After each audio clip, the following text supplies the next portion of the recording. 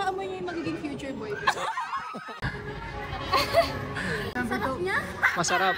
Kamusta mga brad? It's me Eric. Welcome back sa Pocket Sense PH kung saan gumagawa tayo ng mga honest reviews tungkol sa mga pabango. Sa video na to, nandito ako sa Valenzuela Town Center. Kita ba? Valenzuela Town Center. May dala akong dalawang pabango, isang Versace Eros Eau de Toilette, yung OG. Yung pangalawa, John Paul Gaultier Ultra Male. So dalawang pabango na matamis, dalawang pabango na gusto ng mga babae. Sabi ng iba, panty dropper. So tignan natin sa mga magiging reaction ng mga tatanungin natin. Katulad nung dati, tatanungin natin sila kung ano yung mas preferred nilang maamoy sa mga lalaki. Tapos, hingi tayo ng konting opinion at insights kung bakit yun yung napili nila. Yung last na tanong, tatanungin natin from 1 to 10 kung ano yung ibibigay nilang score. Amuin mo lang muna, tapos mamaya...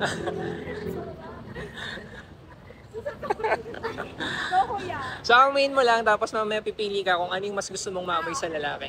Kung may boyfriend ka, kung ano yung mas gusto mong maamoy sa boyfriend mo. Kung wala pa, sa crush. Isa muna. Isa-isa lang. Kung ano niyo po ba yung reaction? Ano, yung normal reaction lang, kung alin yung mas mabango, ganun. Okay?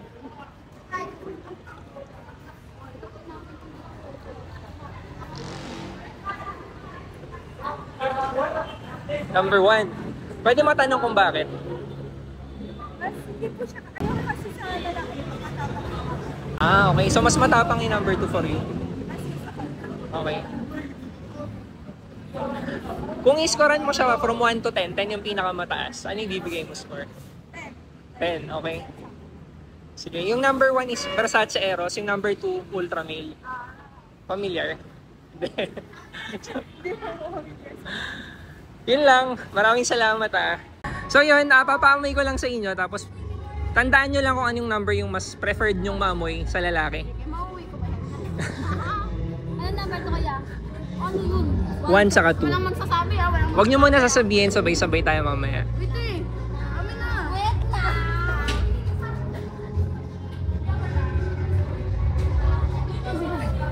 Pumiling. Takdo, kung mo amoy tanga. Naka-video nga. Amoy ko na. Ako pa bang na-exo?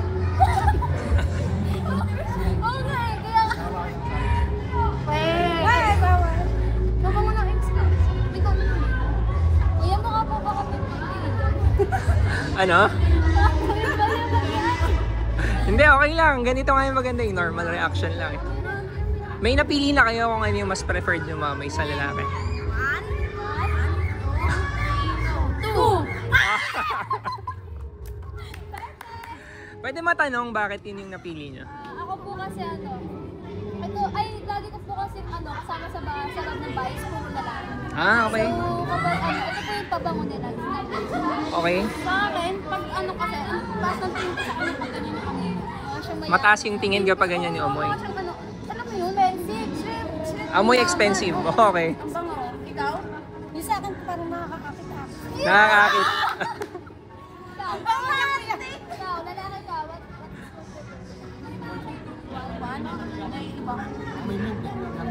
Ay, ang galing. Eros kasi yung number 1 May mint talaga yung number 1. Nakuha ni Rollo yung babae doon sa birthday niya.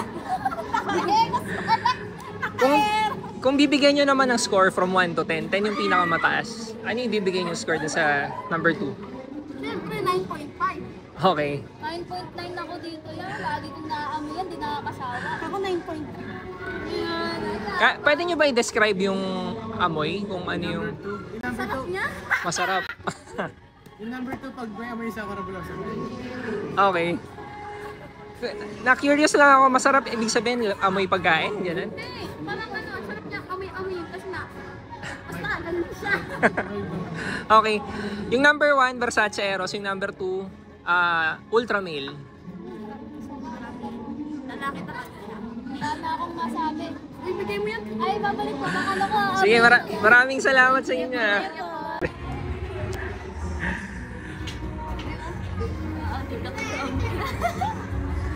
So yun, wag nyo munang sasabihin kung ano yung mapipili nyo na mas mabango.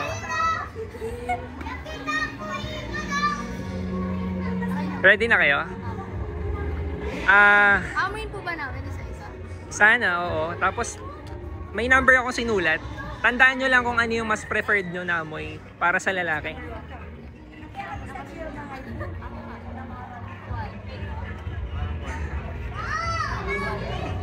Ay, ano? 1. Okay.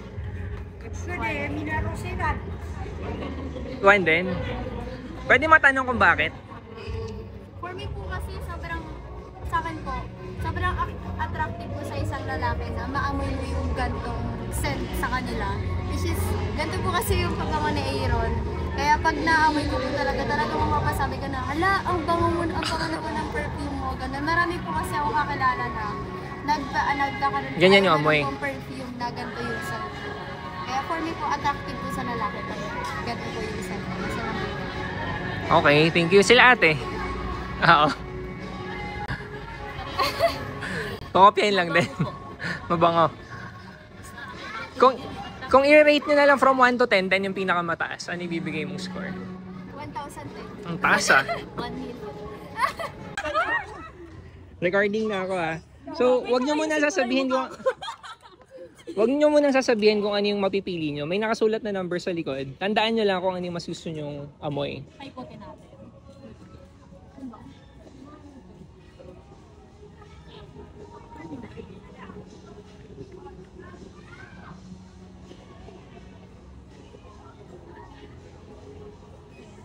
May future job.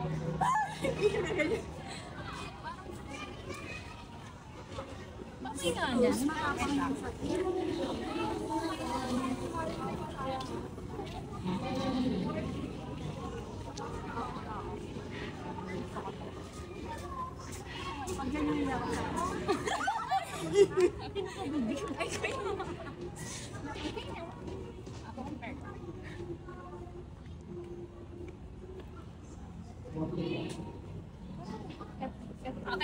May napili na kayo. Kunin ko muna ah. Tinandaan nyo kung anong number. So, ngayon gagawin natin. Pag abila ko ng 3, turo nyo. Kung number 1 yung napili nyo, turo kayo dito sa side na to. Kung number 2, sa kabilang side. 1, 2, 3. Bilangin ko lang ah. Sa 1 ka, sa 1. Tapos sila sa 2. Okay? Pwede matanong kung bakit yun yung napili nyo. Makapit ko kasi siya sa daan. Ay, ba yun? Saka ano, medyo matamis siya. Mas ano po kasi ako sa ano eh. So 1 yung Matamis napili siya. mo, no? Two. Ah, 2, okay. Sa akin po, ano, parang kaamoy niya yung magiging future boy.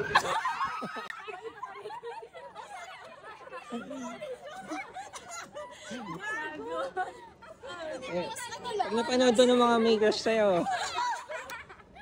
Number 1 yung pinili mo, no? Mamaya may mention ko kung ano pangalan ng perfume. May gusto mag-comment kung anong reason kung ba't napili nyo na amoy. Ano po, okay siya pag naiwan sa katawan ko after niya ako ihan. Ano ko din ang sagot gago?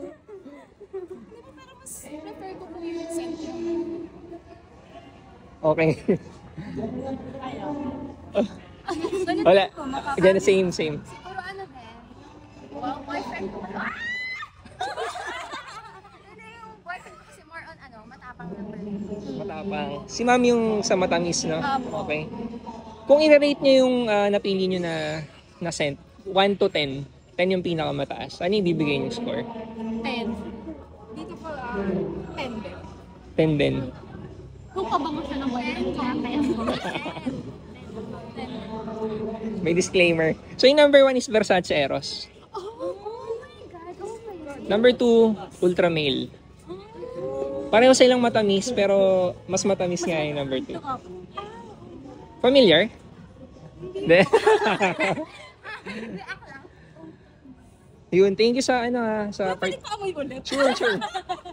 So ngayon nakita nyo, mas maraming pumili sa Ultramale.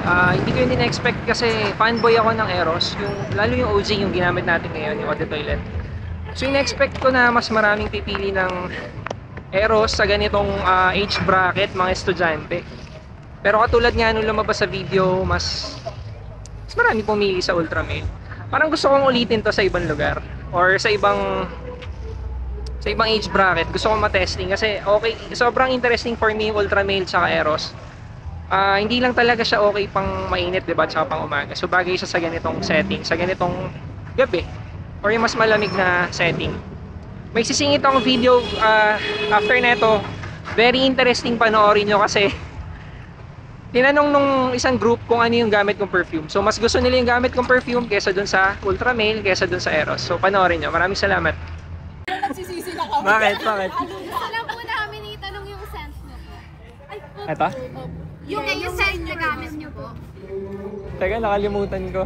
Invictus. Ay! Ano daw? Parang Encantadia lang. Ano po? Bakit? Ano po? Hindi, ang bango po. As in, Pagkaganon niya lang.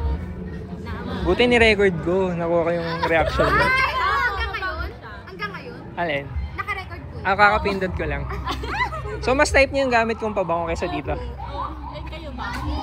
Invictus. Oo, bango. Familiar? Invictus? Pero familiar nga din yung amoy niya eh. Parang naamoy. Medyo familiar yung amoy niya kasi maraming inspired by na pabango na ginaya doon.